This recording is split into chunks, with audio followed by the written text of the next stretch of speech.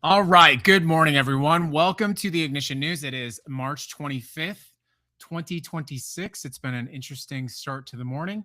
I'm wondering how you're doing. There's actually some really interesting stories today. I thought I'd try to have a more focused, positive news day. How are we doing over on TikTok and Instagram? Check in. How are we doing? Thanks for following the show. Whoever just is pumping stocks in the show, please get rid of them. Good morning, everyone. It's really good to see you. Let's take a look at the trivia of the day. Today in history, the first color TV, 1954. RCA began mass producing the first color television sets. They featured a, get ready for this, 12.5 inch screen. 12.5 inches of pure 1954 color, $1,000. In today's currency, what's going on Instagram? In today's currency, that is approximately, get this, $11,500. AI summary, discussing a new song while sharing a story about an Uber driver. I mean, that's accurate. What else? In 1965, Dr. Martin Luther King led 25,000 people to the state capitol in Montgomery. That's pretty awesome. Like lots of good stuff today. I was telling you this. The first wiki in 1995, Ward Cunningham made the world's first wiki, the Wiki Web public. It laid the technical foundation for collaborative sites like Wikipedia.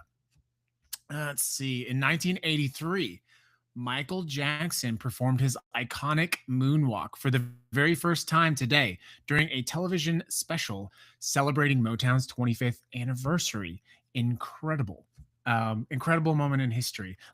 Got a lot of hype up today. 1942, Aretha Franklin was born. Oh, she's a lot younger than I thought. Good for you, Aretha. Elton John was born. Let's see, 1947. Elton John was born today. And Gloria Steinem, also born today. Some quick facts. Brown bears are capable of running at speeds of up to 35 miles an hour. Sharks do not have any bones, as you probably know. Their skeletons are entirely made of cartilage. There's a joke in there somewhere, but I haven't quite figured it out. Good morning and welcome to the Ignition News. Let's get into the top stories. I don't know what's happening over on Instagram. We keep getting shut down. So I feel like it's a good time to remind you to please follow us on all of your favorite podcast platforms, specifically Spotify, Apple Podcasts, YouTube, or Substack. I am probably going to disconnect the YouTube podcast feed just because it's causing me more problems than it's worth. So if you do follow us on YouTube for the podcast specifically, I'm going to need you to find us somewhere else. So we have just 4 stories to talk about today, but let's get into it first. We talked a little bit about this yesterday, but there is a $500 million question about corruption. So let me just get off right to the beginning and just say very clearly that there need to be people who go to jail for this time in American history. There needs to be accountability. There needs to be accountability. We cannot have gone through all of this. We cannot have gone through this radical shift and test of our democracy. We cannot have gone through all this struggle, suffering. We cannot have gone through all of this for there to be no accountability. Let us start with the most brazen story. So we talked about this before, but about 15 minutes before President Trump posted on Truth Social that they had re-engaged with talks in Iran, somebody had placed $580 million on oil futures trades. $500 million. They mysteriously, just 15 minutes before the president's Truth Social tweet, whatever you want to call it, placed a $580 million bet on oil futures. So what happened was obviously because the president said we're re-engaging with Iran, oil prices dropped, stocks jumped, and whoever made those trades walked away very, very, very, very, very rich. This is not, of course, an isolated incident. There have been several patterns of similar suspicious activity, trades made right before the president makes an announcement. Before the Venezuelan operation in January, an anonymous Polymarket account placed a $32,000 bet on Maduro's capture just moments before it happened and walked away with $400,000 in profit. The White House, for its part in this, is calling this baseless, irresponsible speculation. That is all they said about this. But here's the thing: it is not impossible to know who conducted these trades, when they made the trades, when they made the transactions, when they pulled the trigger. This is information that will come to the light of day. Senator Chris Murphy said this, I think, rather succinctly. He asked right on social media, who was it? Was it Trump, a family member, a White House staffer? I mean, it's not as large of a pool as we might imagine. There are very few people capable of taking the risk of a $580 million trade mere moments before the president is about to make his announcement. And of course, this is on the back of what is happening to all of us right now: a 42% increase in the price of electricity since 2019, 833% surge capacity pricing if you happen to live in one of the 13 states, if you happen to be one of the 67 million customers that gets your electricity from the JPM group, you have seen an 833% price increase in surge capacity. And it's starting to show up at the polls. Let's move on to the next story. Good morning. Welcome to the Ignition News. Some pretty wild news out of Texas, out of Florida, Texas. I don't want to say Texas. Some pretty wild news out of Florida, right in the president's home district in Mar-a-Lago. First of all, before I bring that up, I do want to point out that the president of the United States, who is actively waging a war on mail-in ballots, actually voted by mail for the election that we're about to talk about. This rank, aging orange hypocrite who is trying to take away your right to vote by mail, but really is actually trying to take away the vote by mail for poor people, black and brown people, people who work 60, 70, 80 hours a week. While he's trying to take away your right to vote, he cast his mail-in ballot for this election. But guess what? Even the vote for the president of the United States, the most powerful, obviously most corrupt man in the country right now, his vote counts no more than your vote. In the raw, unfiltered, actual moment of true power, his vote did not count as much as your vote if you live in Florida. And how did that show up? Well, Democrat Emily Gregory flipped District 87. That is literally the district where Mar-a-Lago is located, the home base of Mar-a-Lago. The last Republican who had that seat won it by 9 points in 2024. The president himself won the district by 11 points in 2024. This is a first-time candidate. She owns a fitness company serving pregnant and postpartum women, and she won by 800 votes. Incredible. Incredible. Gregory did not just run against Trump. She ran on affordability, public education, and healthcare. She told her supporters on election night the following: nobody thought this was possible. They thought we were crazy. She told an interviewer afterward she was having an out-of-body experience. But let me also be very clear about one thing. This is something I said in a different format. We cannot take the sort of massive sweeping victories that Democrats are having across the country and attribute those to favorability in the Democratic Party. Do not mistake the fact that Democrats are massively winning in special elections, that somehow the American public is believing in or supporting the Democratic Party agenda. The Democratic Party establishment is failing in real time the greatest test of our lifetime. But it proves only one point: that the real resistance to American fascism is happening on the streets, with your feet. Welcome to the Ignition News. I have another pretty cool story. My favorite senator, Senator Bernie Sanders, and AOC, They announced that they are intending to introduce legislation calling for a nationwide moratorium on data centers. This is a bill to impose a nationwide pause on all AI data center construction across the country. Not pausing to take a study or like, let's assess, let's understand, just a full outright stop. By the way, two-thirds two-thirds of all data centers are being constructed in areas which are water constrained. Two-thirds. Two-thirds. Covered this in another format yesterday. In Lake Tahoe, the California side of Lake Tahoe, there are 49,000 customers. They get their electricity from a place called Liberty Energy. Liberty Energy gets its energy from NV Energy because, well, if you know the area, they are on the other side of Sierra Nevada mountains. To get power from California up to the California side of Lake Tahoe, you would have to bring that up the mountains. It would cost hundreds of millions of dollars, and it would take a decade, conservatively. Well, NV Energy pumps that power into Lake Tahoe because it's on the Nevada side and it's easier to get that infrastructure down. But NV Energy has decided that it is ending its contract. It is ending its contract with Liberty, which means 49,000 customers in Lake Tahoe are without power as of May 2027. Now, the plan is to allow NV Energy to charge its own customers $4.2 billion to build a data pipe or an energy pipeline to service these data centers,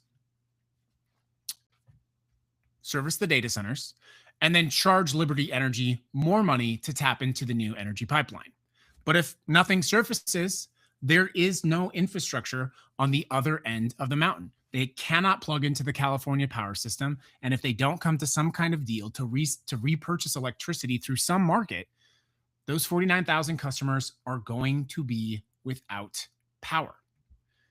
But all across the country, they are leaping, bending over backwards, doing all these things to allow AI data centers access to power infrastructure. Here in my state, Nevada, our power company has committed to expanding the power access 3 times to service the data centers specifically. And who pays for all of that? Well, it's simple. We do. If you're one of those 67 million customers serviced by JPM, you're going to see your power bill go up by $70 per month conservatively. That is, of course, not to mention what happens to the environment and what happens to the lack of tax dollars coming into your community. In Virginia, $1.6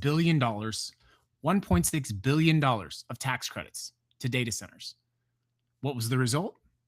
For every $54 million that the citizens of Virginia invested into giving tax breaks to data centers, they got just one job. One job for every $54 million. It would be better for the economy of Virginia to take each one of those jobs, those people, and give them the $54 million and say, go spend the $54 million on whatever you want. If Virginia did that, instead of giving away tax breaks to billionaire data centers owned by billionaires, the economy in Virginia would have been considerably better. Do you see what I'm saying? Imagine that. Getting $54 million, here's $54 million. And if you think that sounds outrageous, just try to imagine that a company sucking the resources, the literal air, the water, and the power. Why is it that they are entitled to that amount of money, but it is outrageous to say, oh, just give $54 million to one person? Again and again and again and again, and watch them go spend it in their community. Talk about a stimulus check, right? But there's no reasonable argument to say there's none. You cannot say it is better to give the data center $1.6 billion than it is to say, go find a bunch of people in Virginia and give them $54 million. Just go find a bunch of people and give them $54 million. If they had done that, it would have had a better impact on Virginia's economy. Do you see the absurdity of the picture that I'm painting for you? They would have gone out and bought new trucks and new houses. They would have got their nails done. They would have got their beard colored. They would have gotten their house painted. They would have put new garden in the back. They would have bought a new lawnmower. They would have started a business. All these things. This is the fallacy of the system that we live in right now. We justify this idea that somehow we have to prostrate ourselves to these billionaires, that we have to do it. We have to do it, or else they won't create the jobs.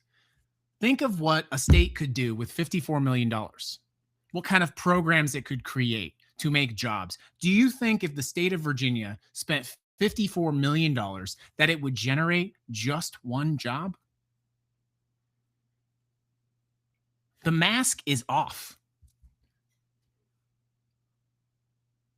Whether that's energy, whether that's trades on energy, tax breaks to these billion-dollar companies, literally turning off power to 49,000 people. Can you imagine living in Tahoe right now?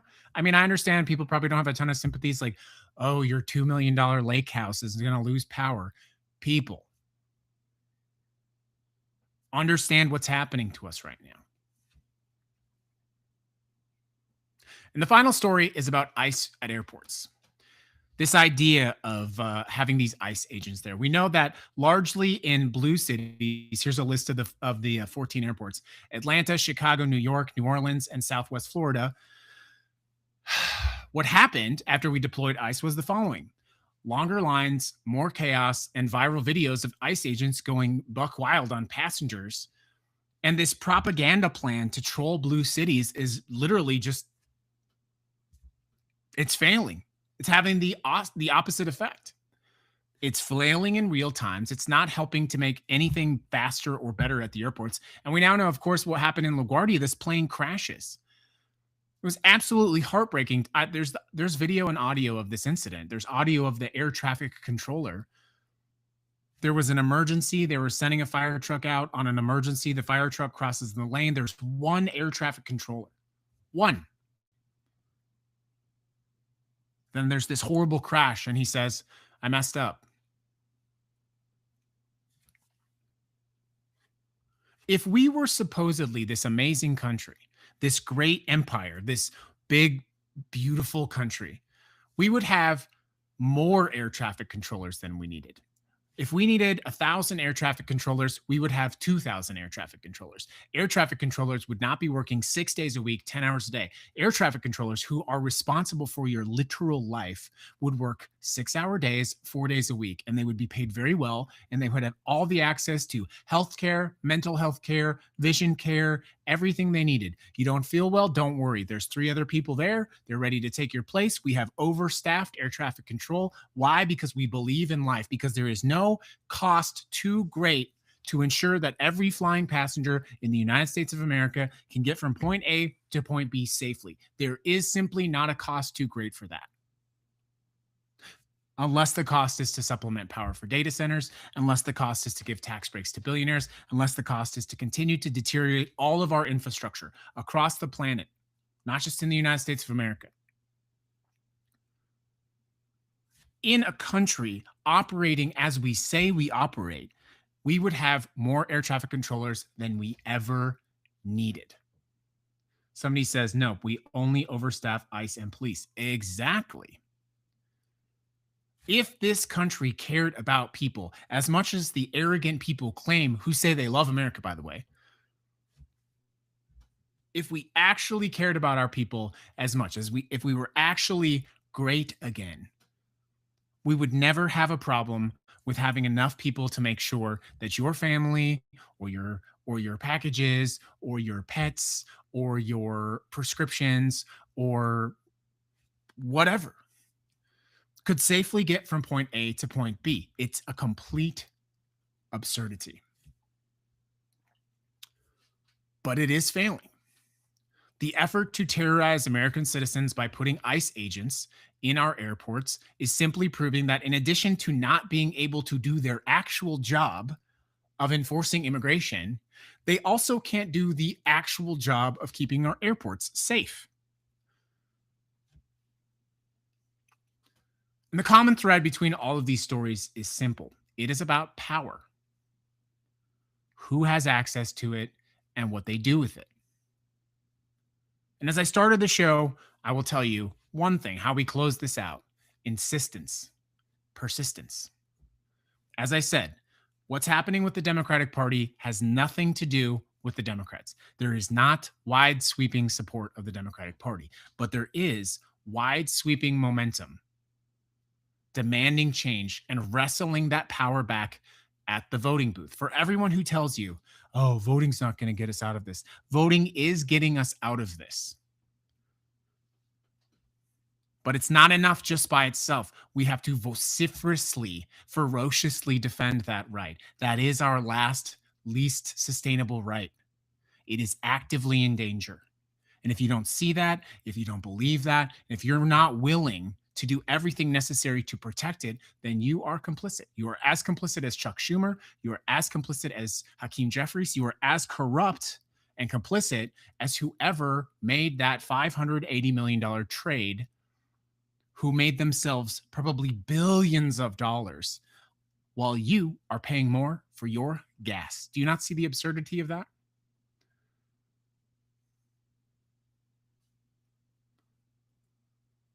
You must be prepared to protect your last sacred democratic right. If you don't believe you can wrestle power back, you have already given up. But I don't think that's you. I don't think that you are a coward. I don't think that you have a lack of courage. In fact, if you're listening to the Ignition News, I think it is precisely because you realize one thing: you are tasked with, responsible for, and directly in charge of carrying more weight than most everyone else you know. And you know that. And you understand that. And it fucking sucks sometimes.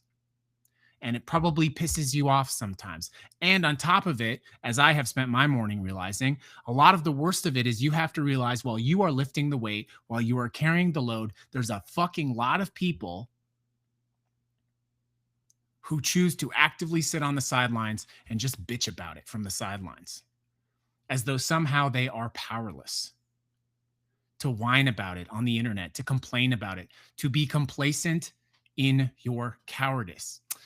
Oh, voting's not going to get us out of this. Oh, there's a protest this weekend.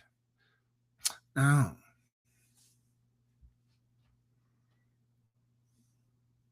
There is a battle happening in this country, a battle for the soul and the future of where we go.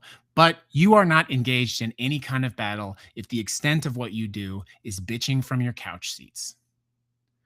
You are complacent. You are a coward, and your voice means nothing. And you might get some little hearts and some little likes, and you might get some people that have your little snark energy, and that's fine. But at the end of the day, the weight of history will look at you, you little couch warrior, and it will see you for what you are.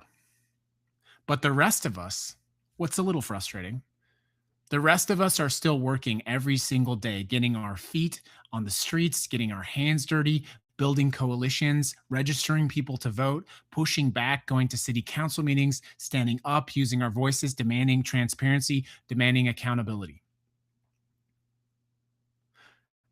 And we're not stopping. And we won't stop. And you know what? We might very well fail. But it takes a lot more courage to embrace in a great task, knowing well that you might fail, than it does to sit on your couch and bitch. But I'm just talking to someone who's not watching the news. And I should be talking to the rest of us. To take a break, to take a breath, and then to re-engage in the work that we are doing. The common thread today was power. For 49,000 people, it is literally, will you have power in 2 years? Literally. Well, less than a year, actually. A little more than a year. My bad.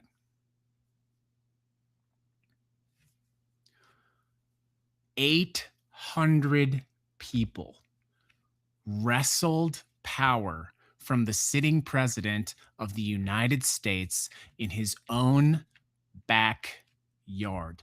We are a country of 350 million people. Just 800 people wrestled power from the president by voting in his backyard for a Democrat who now is the sitting congressional representative of that same president. That is power.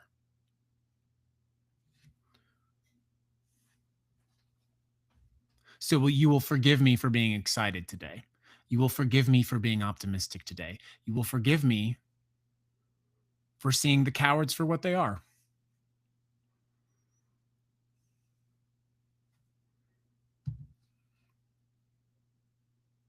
There is strength and power and unity in the work that we're doing. And they cannot take that from us. That is the show, everybody. It is March 25th. Thank you for tuning in to the Ignition News.